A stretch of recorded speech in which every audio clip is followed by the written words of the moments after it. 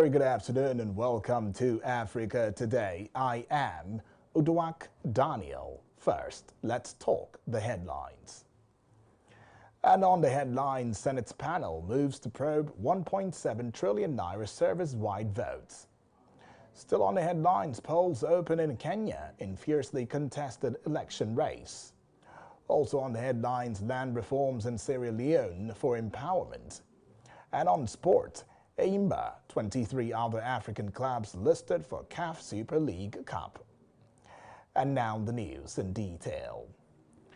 Nigeria Senate's Committee on Public Accounts has resolved to probe utilization of over 1.7 trillion naira service-wide votes, that is the SWVs, in the 2017-2021 budgets disbursed to government agencies. Investigations reveal that SWV, which is also known as Consolidated Revenue Fund Charge, is more or less the country's contingency fund in the yearly budget. The term refers to a huge sum of money kept for unforeseen expenditures by government. During a meeting of the committee, the chairman, Senator Matthew Orogide, said beneficiary agencies must explain how they utilize the fund. He directed the acting accountant general of the Federation, that is the AGF, Okoliewo Silva, who appeared before the panel, to submit details of the disbursement as quickly as possible. Addressing reporters, the chairman also explained that the panel wants to know who applied and authorized the disbursement with supporting documents.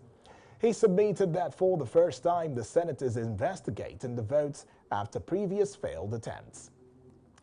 Moving on to another story, troops of the Nigerian Army, that is the NA, have intensified routine patrols along the Kaduna-Abuja highway.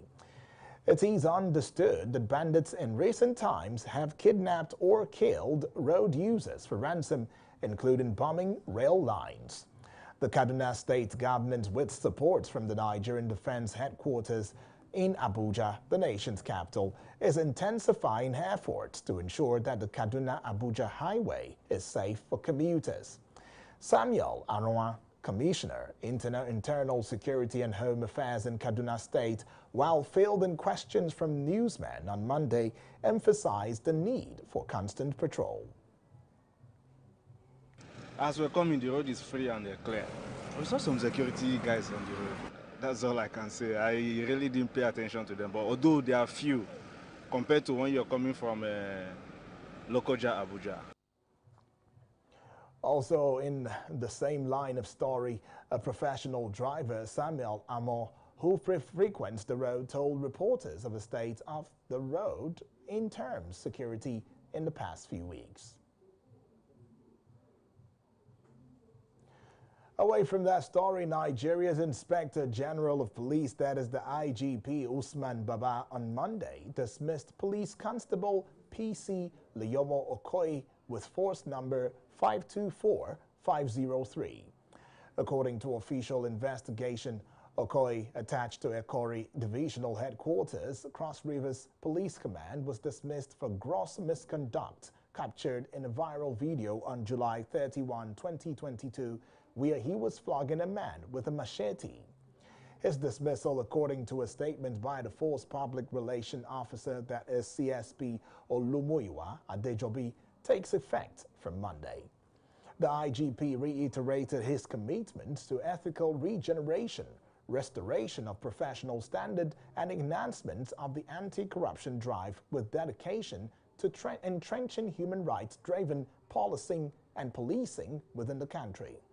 He expressed confidence that the current overhauling will improve the effectiveness of the units and rid them of negative elements who deviate from the standard operating procedure of the units and the Nigeria Police Force, that is the NPF in general. Still talking the news, the National Association of Nigerian Students, that is the NANS, are calling on Nigerians not to take the recent comment on the Academic Staff Union of Universities, that is ASU strike made by Festus Keyamo seriously. In Abuja, the Federal Capital Territory, the Students' Union challenged the federal government of Nigeria to come out openly and confirm to Nigerians that it can no longer meet its basic duty of providing education for Nigerians. NAN's Vice President Special Duties, Odiahi Thomas Ekine, who addressed news conference on Monday in Abuja, said students across the country were disappointed over the comments credited to Keyamo that government has no money to meet the demands of ASUU.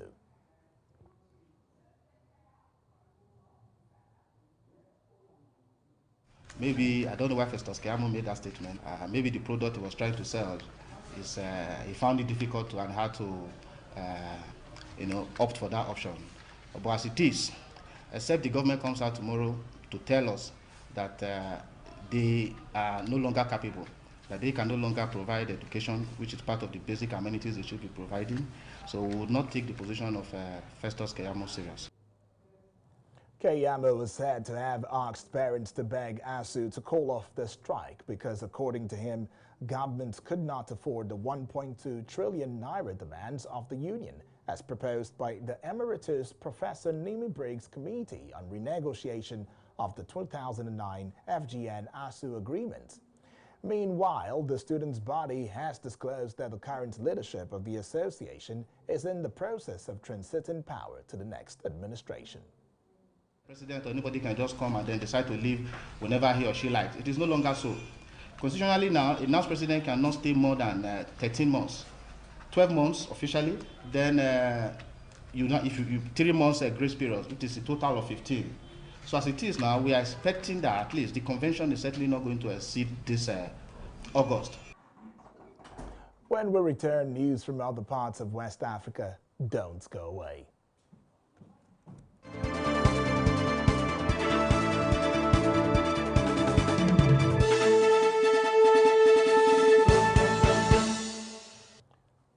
Welcome back and thank you for staying with us. This is Africa Today on Hills TV. In the news, in Kenya, hundreds lined up to vote in a high-stakes election Tuesday, that is today. According to reports, voters would elect their presidents, senators, governors, lawmakers, women representatives, and some 1,500 county officials. Well before 3 a.m. GMT, the official opening hour for polls, citizens queued to participate in the general elections taking place against the backdrop of soaring prices for food and fuel, a drought that has left millions hungry and deepened disenchantment with the political elite, especially among the youth. It is accompanied by his wife Rachel Ruto that the Deputy President William Ruto cast his ballot in primary school in Uasin Gishu, Western Kenya. The 55-year-old is considered one of the main contenders of the presidential race. Another top candidate is Raila Odinga, who has vied for the presidency for a quarter century. Lawyers David Moari and George Wajakoya are also running. In recent days, opinion polls suggested Raila narrowly edged past Ruto. However, there's everything left to play for. If neither of the top candidates wins more than 50%, Kenya would have to hold a runoff for the first time in its history. Security is tight, with more than 150,000 officers being deployed. Meanwhile, Electoral Commission in Senegal says the government and the governing coalition has lost its majority after Sunday's parliamentary elections.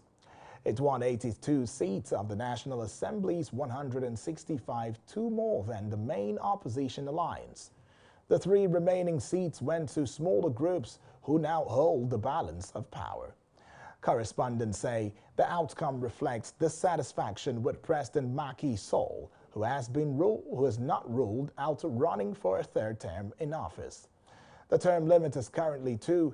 The opposition had earlier called for publication of the results to be postponed because of alleged irregularities. We now move to other parts of Africa after this break. Don't go away.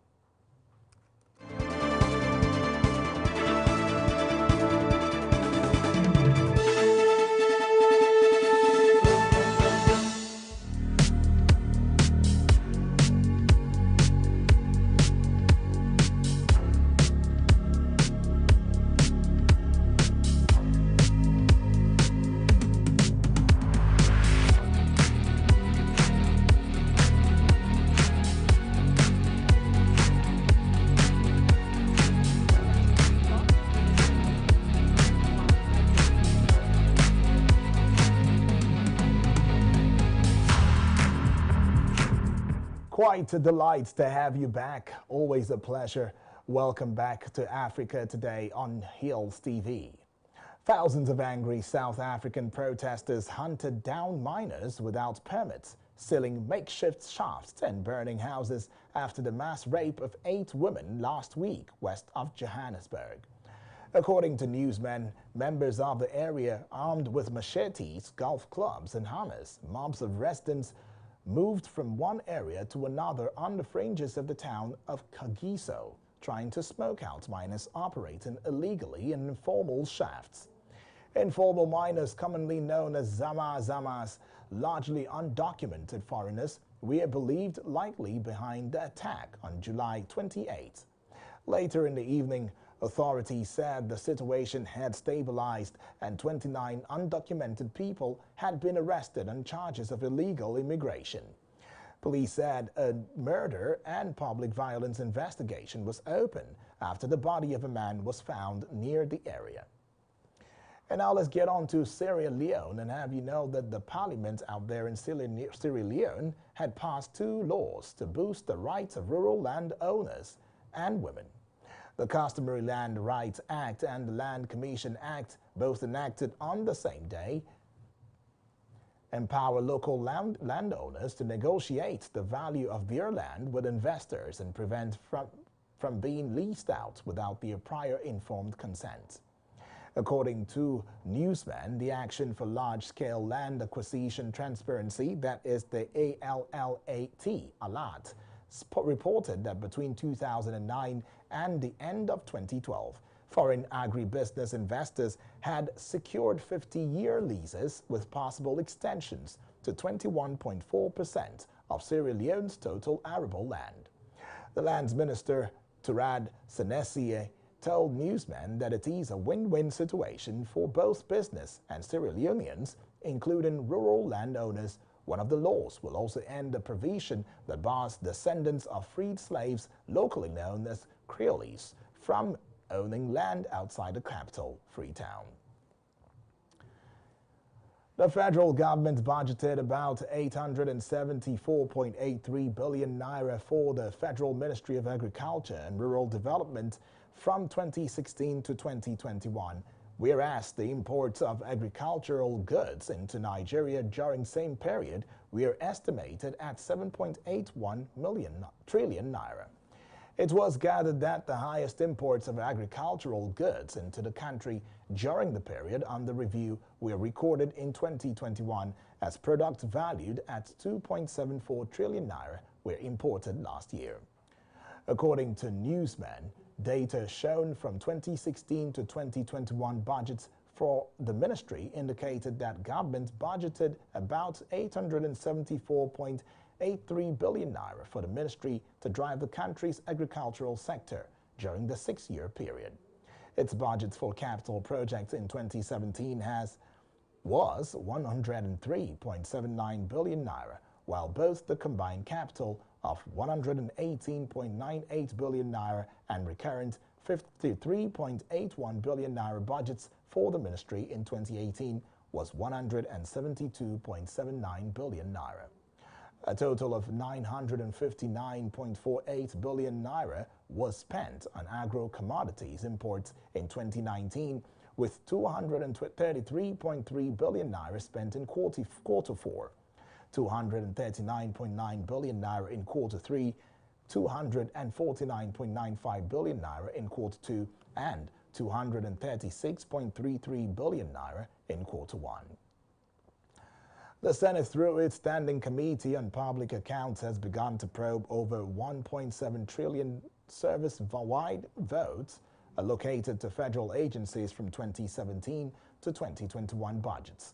The chairman of the committee, Senator Matthew Orogide, who made this known during the meeting of the committee, said beneficiary government agencies needed to give explanations on how they utilized the fund. He added that service-wide votes, that is the VW, were disbursements for shortfall in capital and overheads. A service-wide vote, which is also known as the Consolidated Revenue Fund charge, is more or less the country's contingency fund in annual budgets. The chairman also ordered the acting accountant general of the Federation, Okolia Bo Silva, who appeared before the committee to submit details of disbursement of service-wide votes. Still to come is sports. To stay with us.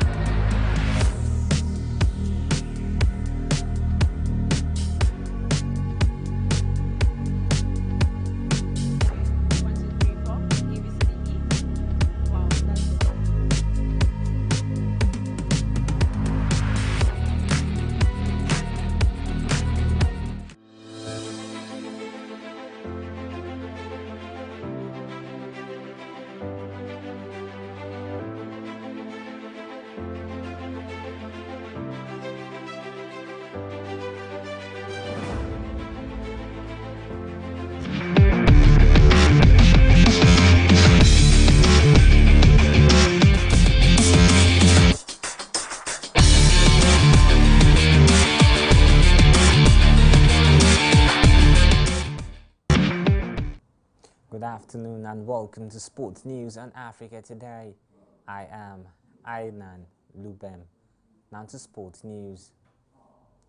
Nigerian Minister of Youth and Sports Development, Sunday Dare, has assured members of the historic Team Nigeria contingent to the 2022 Commonwealth Games of a presidential reception. Reports show that the 11-day Commonwealth Games in Birmingham ended on Monday with World and Commonwealth gold medalist Toby Amusan, Team Nigeria's flag bearer, at the closing ceremony. Team Nigeria achieved their best performance ever in Birmingham since it started taking part in the Commonwealth Games in 1950, winning 12 gold, 9 silver and 14 bronze medals, and a total of 35 medals that saw them sit 7th on the medals table. Speaking with the athletes on Monday, Dare praised the team for bringing the country into global focus for positive reasons. The Nigeria Football Federation has set Tuesday, August 16, 2022 as date for the Emergency General Assembly. According to the report, the Annual General Assembly, that is AGA, was scheduled for August 13th, but the Federation in the notice sent the members of the Congress picked August 16 and slated to hold in Yenagoa, Bayelsa State. The notice dated 8 August and signed on behalf of the General Secretary, Mohammed Sanusi, was addressed to all delegates across 36 states, including the FCT. However, litigants of the case who withdrew the case temporarily have threatened to release it back before if the NFF President, Amaju Pinnick, will be the one to convene the Annual General Assembly in Bayelsa State. The Confederation of African Football, that is CAF President Patrice Motsepe, is expected to launch the eagerly anticipated Africa Super League Cup tomorrow in Arusha, Tanzania. It was gathered that 24 clubs will be eligible to feature in the competition. Among the teams expected to form the first set of participants are Enyimba of Nigeria, Al Ahly, Zamalek and Pyramids of Egypt, Wydad Casablanca and Raja Casablanca of Morocco. Others are Esperance, Etoile du Sahel and Club Africain of Tunisia, TP Mazembe and AS Vita of Congo, South Africa's Kaizer Chiefs, Orlando Pirates and Mamelodi Sundowns. The competition was first announced on 28 November 2019 by FIFA President Gianni Infantino. The essence of holding the tournament is the huge financial returns that will exceed the barrier of $200 million, which will be used to develop and improve stadiums, infrastructure, and the promotion of football in Africa. Clubs currently participating at the ongoing Federation Cup, also known as the FA Ato Cup, have threatened to pull out of the Nigeria Football Federation, that is NFF, sent Kwara United to Confederation of African Federation, CAF, as the country's remaining representative of the 2022-2023 Confederation Cup tournament. The remaining clubs at the quarter-final level of this year's Ato Cup are Niger Tornadoes, Lobby Stars, Wiki Tourist, Nasarawa United, Heartland FC, Katsina United, Kogi United, and Kano Pillars. MPFL champions Rivers United, Plateau United, and Remo Stars finished as top three at the end of the 2021-2022 league season, while Kwara United finished fourth on the table log. And that's sports news on Africa Today. Back to Uduak Daniel for the rest of the news.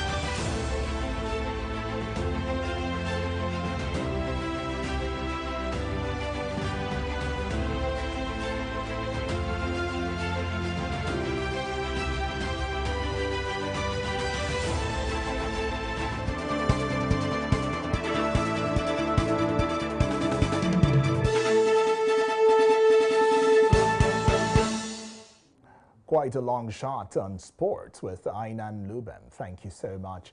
And still in news, 6 persons were confirmed dead and 2 others injured when a tanker carrying gas and a Volvo 626 car collided on Monday afternoon.